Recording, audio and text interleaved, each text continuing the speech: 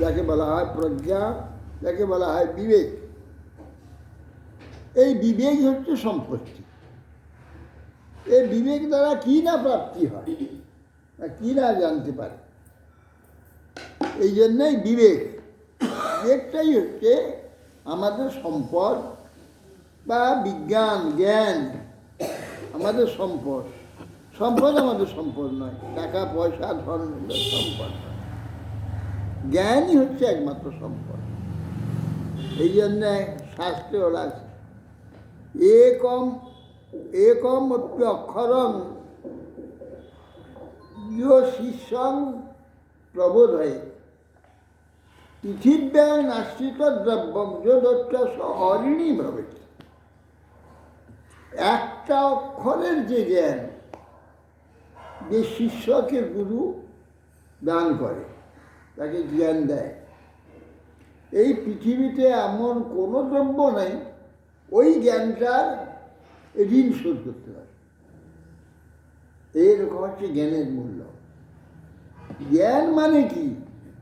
জ্ঞান নাই, তুমি পশু। ছাগল, ভেড়া, গরু পশু। এবার জ্ঞানবান হলে তুমি মনুষ্য। শুধু মনুষ্য নয়, তুমি মনুষ্য, তুমি ঋষি, তুমি দেবতা, তুমি ঈশ্বর পর্যন্ত তুমি চলে যাবে।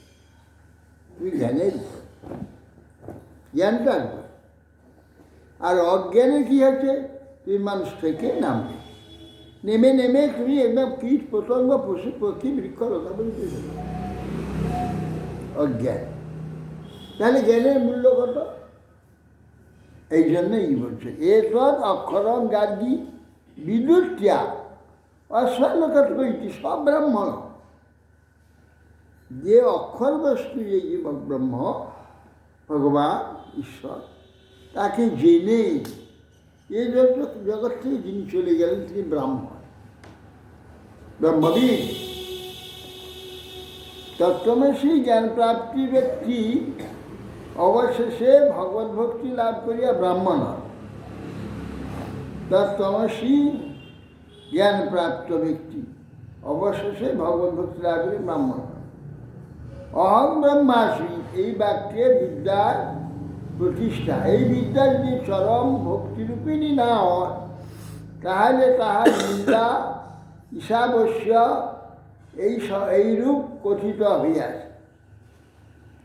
যে বিদ্যার প্রতিষ্ঠা চরমে ভক্তিরূপিণী না হয়, তাহলে বলছে এইরূপ কথিত ঈশাবস্য। তার নিন্দা হচ্ছে ঈশাবস্য মিদং সর্বং তমেব যৎকিঞ্চিৎ জগত্যাং জগৎ তেন তত্ত্বেন ভিঞ্জিতা মাজিদক সূর্য। ঈশ্বরের সব কিছু, এইটা জানতে হবে। এইটা নাম বিদ্যা।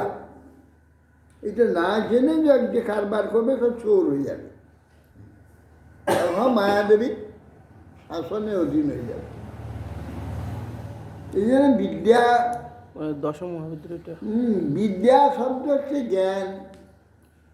আর জ্ঞান মানেই সব কিছু। আমার মনুষ্যত্ব বা আমার শ্রেষ্ঠত্ব, আমার ঈশ্বর, যা কিছু জ্ঞান। জ্ঞান নাই তো সেটা কিছুই নেই, অন্ধকার পশুত্ব। যে বিদ্যা, এখানে যে বিদ্যা আছে, 10টা বিদ্যা আছে। এই বিশ্বটা